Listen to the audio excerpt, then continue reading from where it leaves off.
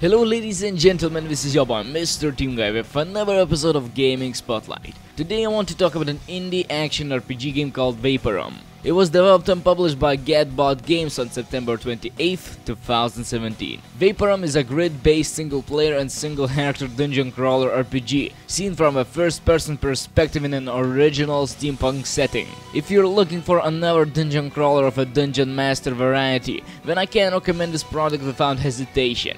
If you're wondering what separates this title from the rest of the options that are on the market now, then you will want to listen a little further. This game is a simple one, and this may be a put-up for some who really enjoys robust inventory management. You have the following three classes: Combat, Toughness and Tech. One playable character, no stat modifications beyond equipment, so there's a very little character sheet management. There's not a huge variety of equipment to loot, or many abilities to obtain, or many passive augments to obtain. So all in all, we will spend far more time exploring the dungeon and interacting with puzzles and enemies than navigating your inventory and character sheet. This formula actually ends up working. It keeps the pacing of a game moving much faster than it would otherwise were you to be forced to micromanage several aspects of her character growth, beyond equipping new gear and allocating a skill point obtained at each level. This could be a turn-off for some, and I will admit that I'm partial for extreme character customization. After playing through to floor 6, I have found that it has been far more enjoyable to not have to worry so much about my character as I would normally in other games. It really helps with the pacing and flow of a game to keep things simple.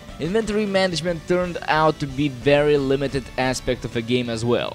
I found myself to be lacking resources like medkits far more times than I would have preferred, which really forced me to figure out how to properly manipulate the enemies to my advantage as opposed to simply rushing each challenge. The game does a great job of scaling difficulty, with lessons learned. From the start of a game, new concepts are introduced. The game then proceeds to implement your lessons learned in progressively more difficult situations. There's a real sense of progression through the game as a result. I started the game in hard mode, as I wanted to see the scale by which the game challenges the player. Some games are astronomically difficult for all the wrong reasons, but this game is not one of those cases. Yes, there was a period of time where I found myself beyond frustration over how unfair my situation ended up being. But I have not been presented with a situation where I could not proceed due to the difficulty. The ambient atmosphere and the sound effects are all great. Unfortunately, this segment is home to my first issue I have with the game. The voice actors are not inherently bad.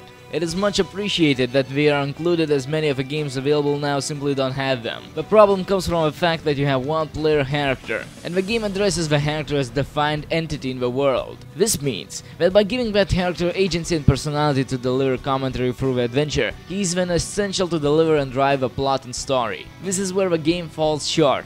There are audio recordings that deliver backstory in the world that are fully voice acted as well. My issue is that through the written notes of the world and other various mouse-over of areas that involve a ridiculous amount of lore-related texts, I personally would have preferred that the main character voice acts all of his spare text as if he is reading the notes or observing the signs and locations within the game. He could read one of those notes and then add an element of commentary that would flesh out the story. Instead, silence, so you the reader are supposed to read the letters and interpret them as you see fit. I just see this as a missed opportunity to deliver a compelling story, since the game is clearly telling the story through his perspective. I would have liked to see more interactions with the world. One of the biggest same-old factors involved with the games of this subgenre is how limited the interactivity with the world ends up being. This game does not break any grounds with how interactive the environments are. I would have loved to see more of that. Breakable walls, secret switches and interactive environments. Even though it has problems, I do recommend this. It was fun, it was challenging, and the puzzles were entertaining to solve. So yeah, definitely recommending this game to you. Okay, this was your boy Mrteamguy with another episode of Gaming Spotlight. I just want to say thanks for watching and have a nice day.